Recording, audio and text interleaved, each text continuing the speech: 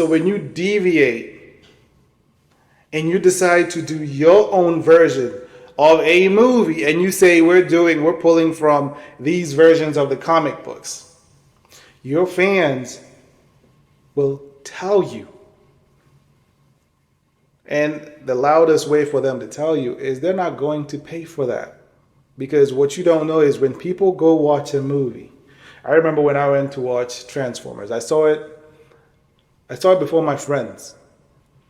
And I remember coming out of it, even Avatar, going, you have to. And when they went, I went with them. That's how these movies end up making billions of dollars. Because people can't wait to go back. I remember watching Endgame, or actually not, Infinity War. There are people who were leaving the theater, going back into another one because they couldn't believe what they just witnessed. And then you go from that, and then you give us the Marvels. No disrespect to those ladies. The ladies were not the problem. The movie just sucked. And, they ended up airing their frustration saying that comic book fans, who are mainly men, were not excited about the idea of having 3 leading ladies in a movie. It sucked. I mean, you remember Harley Quinn, right? She ended up getting, and I love Margot Robbie as Harley Quinn. I really do. She ended up getting a movie where she was a lead, right? That movie sucked, not because of her. It's just the story. The story sucked. The characters that they brought in, the way they chose to have them look. Huntress did not look like Huntress. Listen, do you know how long fans waited to see Wolverine don his traditional X-Men suit, yellow suit? We got a tease in the last X-Men, right? Where he opened up a suitcase and there it was. But I think the world collectively thought that was the last time we would ever see Hugh Jackman play Wolverine. Because when he played Logan, he didn't have a suit, right? And then Ryan Reynolds gave us everything we were waiting for. Wolverine in yellow, and specifically Hugh Jackman playing Wolverine. Do you wonder why that movie made over $1 billion? Do you know how excited fans were to see Batman fight Superman, and the studio was trying to convince Zack Snyder to do like a world's, what's the Batman versus Superman Worlds Collide or Worlds Unite? I can't remember. Like a different version.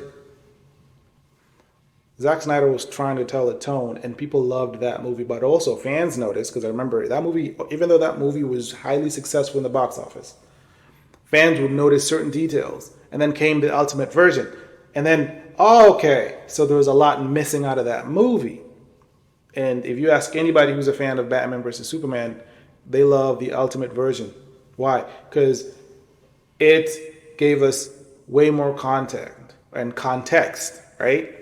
Stuff that we knew we missed. Even though we enjoyed the movie, that movie did well, but you could tell. Do you know how long fans waited to see Darkseid in live action?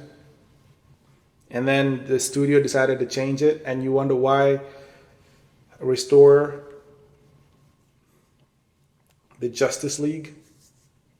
You wonder why Zack Snyder's Justice League. You wonder why fans became absolutely boisterous and they voiced their opinion because they knew when they saw that movie, this is not what, number one, we were expecting, and the fact that we know the director and how, again, Zack is not for everybody. His way, but nobody can say this man does not hold true to the comic books. He gives his all, and it's all authentic. You never watch any movie that he does, especially when it's comic book based, and go, he cheated us. You might say, yes, it looks dark, it looks gloomy, they're more brutal, they're more, you can criticize certain things, but you cannot say he is not authentic. And that's why the fans love him. So are fans toxic? Are fans passionate? Are fans engaging? Are fans unforgiving? Are fans frustrating and frustrated? Absolutely. They have every freaking right to be. You're asking them to pay for a product that they know extremely well because they read. When people go to watch a movie that is fresh, out of nowhere, that becomes highly successful, right? Nobody thought Barbie would do $1 billion. You cannot tell me, you cannot convince me. When they were making that movie, they knew they were going to take the world by storm. No, but it did. Because it connected with certain people. It's not for everybody, but it connected to certain people. So in these studios, Marvel, Warner Brothers, DC, whatever, when they start saying that these fans are the reason why these movies are not doing well. I remember, what's his name? Is it Zachary Levi? Or Levi? What's his name? Who plays Shazam? Who said when his Shazam Fear of the Gods came out that movie didn't do well because of the toxic Snyder fans, that they're the reason why it didn't do well. Have you watched that movie? Can you honestly say that is the reason that movie didn't do well? Come on now. Come on now.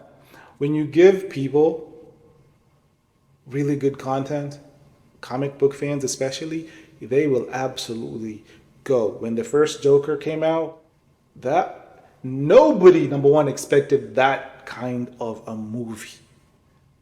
Nobody expected to see Joker so brutal. I mean, we saw Heath Ledger play Joker, but man, Joaquin Phoenix playing Joker, that story was just outstanding. That movie costed $50 million to make. It made over $1 billion. Why do you think? Comic book fans. And then when they gave us the sequel, that was absolutely trash. The results told you. Even though people are really excited to see the sequel, in the first 25 minutes of that movie, you wanted to walk out. Now you're trying to say it's the fans who didn't want that movie to succeed? I hate this narrative.